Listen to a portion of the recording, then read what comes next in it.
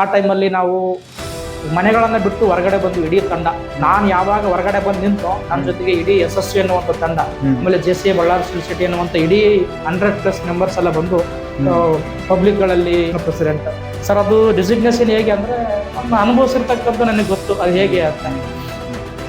ಹೇಗೆ ಅಂದರೆ ಈಗ ಹಸಿದವನಿಗೆ ಒಂದು ಒಳ್ಳೆ ಊಟ ಕೊಟ್ಟರೆ ಅವನು ಯಾವ ರೀತಿ ಸಂಭ್ರಮಿಸಿ ಊಟ ಮಾಡ್ತಾ ಹೋಗ್ತಾನೋ ಹಾಗೆ ನನಗೆ ಒಂದು ಬೆಳಿಬೇಕು, ಏನಾದರೂ ಬದಲಾವಣೆ ಆಗಬೇಕು ಅಂತ ಹೊರಟಿರ್ತಕ್ಕಂಥ ನನ್ನಂತನಿಗೆ ಇಂಥ ಒಂದು ಪ್ಲಾಟ್ಫಾರ್ಮ್ ಒಳ್ಳೆಯ ಅದ್ಭುತವಾಗಿ ಉಳಿಬಾರ್ದು, ನಾನು 4 ಜನಕ್ಕೆ ಕಲಿಸ್ಬೇಕು ಸರ್. ಈಗ ಭಾಳ ಖುಷಿ ಆಗುತ್ತೆ. ಭಾಳಷ್ಟು ಜನ ಪೊಲೀಸ್ ಇಲಾಖೆಯಲ್ಲಿದ್ದಾರೆ, ಬೆಂಗಳೂರು ಸಿಟಿಯಲ್ಲಿದ್ದಾರೆ, ಶಿವಮೊಗ್ಗ, ಚಿಕ್ಕಮಗಳೂರು, ಉಡುಪಿ, ರಾಯಚೂರು ಮತ್ತು ನಮ್ಮ ಬಳ್ಳಾರಿಯಲ್ಲಿ ಒಂದು 7-8 ಜನ ಶಿಷ್ಯರಿದ್ದಾರೆ. ಪೊಲೀಸ್ ಇಲಾಖೆಯಲ್ಲಂತೂ ಭಾಳಷ್ಟು ಜನ ಶಿಷ್ಯರಿದ್ದಾರೆ. ಜೊತೆಗೆ ಈಗ ರೆವಿನ್ಯೂ ಡಿಪಾರ್ಟ್ಮೆಂಟಲ್ಲಿದ್ದಾರೆ.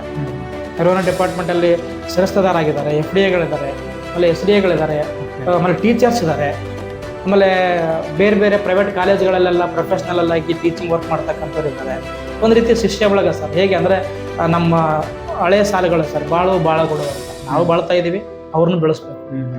ಆಯ್ತು, ಭೂಮಿಗೆ ಬಿದ್ದ ಬೀಜ, ಎದೆಗೆ ಬಿದ್ದ ಅಕ್ಷರ, ಇಂದಲ್ಲ ನಾಳೆ ಫಲ ಕೊಟ್ಟೇ ಕೊಡುತ್ತದೆ ಸರ್. ಮನುಷ್ಯ ಯಾವ ಸ್ಟೇಜಲ್ಲಿ ಇರ್ತಾನೋ ಆ ಸ್ಟೇಜಲ್ಲಿ ಕೂಡ ಫಲಾಪೇಕ್ಷೆಗಳು, ಪ್ರತಿಫಲಗಳು ಇದ್ದೇ ಇರ್ತವೆ.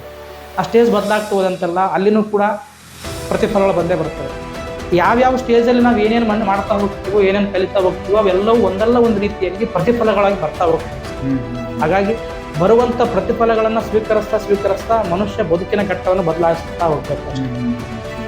ಆ ರೀತಿಯಾಗಿರ್ತಕ್ಕಂಥ ಬದುಕಿನ ಘಟ್ಟವನ್ನು ಬದಲಾಯಿಸಿದಾಗ ನಮಗೆ ಬಂದಿರತಕ್ಕಂಥ ಫಲದಲ್ಲಿ ಒಂದಿಷ್ಟು ಫಲವನ್ನು ಸಮಾಜಕ್ಕೆ ಪರಿಚಯಿಸ್ತಾ ಹೋಗ್ಬೇಕು. ಆ ಹಿನ್ನೆಲೆಯಲ್ಲಿ ನನಗೆ ಸಿಕ್ಕಿರ್ತಕ್ಕಂಥದ್ದು ಭಾಳ ಖುಷಿಯಿಂದ, ಗರ್ವದಿಂದ, ಭಾಳ ಧೈರ್ಯದಿಂದ ಹೇಳ್ತೇನೆ.